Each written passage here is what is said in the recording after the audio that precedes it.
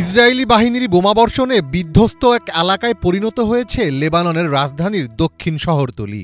তবুও সেই ধ্বংসস্তূপ থেকেই গত কয়েক সপ্তাহ ধরে সংবাদ সম্মেলন করছিলেন হিজবুল্লাহর মুখপাত্র মোহাম্মদ আফিফ।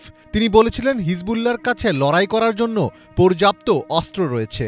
হয়তো সে কারণেই দখলদার ইসরায়েলি বাহিনীর নজরে ছিলেন তিনি। ইসরায়েলের বোমা হামলায় প্রাণ হারালেন হিজবুল্লাহর অতি পরিচিত এই মুখ। রোববার বৈরুতের ঘনবসতিপূর্ণ রাস আল নাবা এলাকায় ইসরায়েলি হামলার ওই ঘটনা ঘটে। যে ভবনে হামলা চালানো হয়েছিল সেটি ছিল সিরিয়ান বাথ পার্টির লেবানন শাখার কার্যালয়। ইসরায়েলের চলমান হামলায় বাস্তুচ্যুত অনেক লেবানিজ ওই এলাকায় আশ্রয় নিয়েছে, যদিও ইসরায়েলি সামরিক বাহিনী আনুষ্ঠানিকভাবে ওই এলাকা খালি করার নির্দেশ দেয়নি। খ্রিস্টান অধ্যুষিত এই অঞ্চলে হিজবুল্লাহ সদস্যদের উপস্থিতি কম, ফলে ধারণা করা হচ্ছে মূলত আফিফকে হত্যার উদ্দেশ্যেই এই হামলা চালিয়েছে ইসরায়েল। হিজবুল্লাহর প্রধান হাসান নাসরুল্লাহকে ঘিরে থাকা সংগঠনটির দীর্ঘদিনের অভ্যন্তরীণ বলয়ের একজন ছিলেন আফিফ। বেশ কয়েক বছর ধরে আফিফ হিজবুল্লাহর গণমাধ্যম সম্পর্ক বিভাগের দায়িত্বে ছিলেন। জানা যায়, হাসান নাসরুল্লাহর একাধিক ভাষণ নিজ হাতে লিখে দিয়েছিলেন তিনি। এমনকি যখন নাসরুল্লাহ কোনো বার্তা দিতে অপারগ হতেন, তখন সংবাদ সম্মেলনের মাধ্যমে সেটি প্রচারের গুরু দায়িত্ব পড়ত তার কাঁধেই।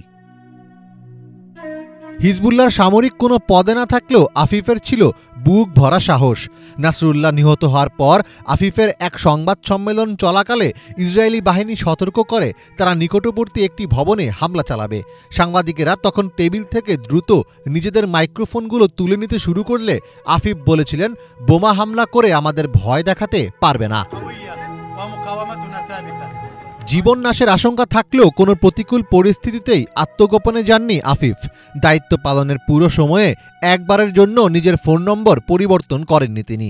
ফলে সংগঠনের যে কেউ যে কোনো প্রয়োজনে সহজেই তার সাথে যোগাযোগ করতে পারতেন। ইসরায়েল ভিত্তিক একাধিক গণমাধ্যম দাবি করছে, নেতানিয়াহুর বাসভবনে হামলার মূল পরিকল্পনাকারী ছিলেন এই মোহাম্মদ আফিফ।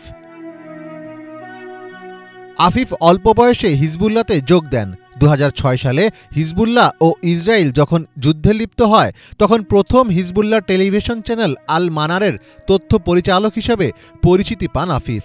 মোহাম্মদ আফিফকে গত সোমবার শেষ দেখা গিয়েছিল। সেদিন তিনি বৈরুতের দক্ষিণ শহরতলিতে একটি সংবাদ সম্মেলনে কথা বলছিলেন। হয়তো তিনি সেদিনও জানতেন না সেটিই হবে তার জীবদ্দশার শেষ সংবাদ সম্মেলন। মীর ফজলে রাব্বি, বাংলা ভিশন।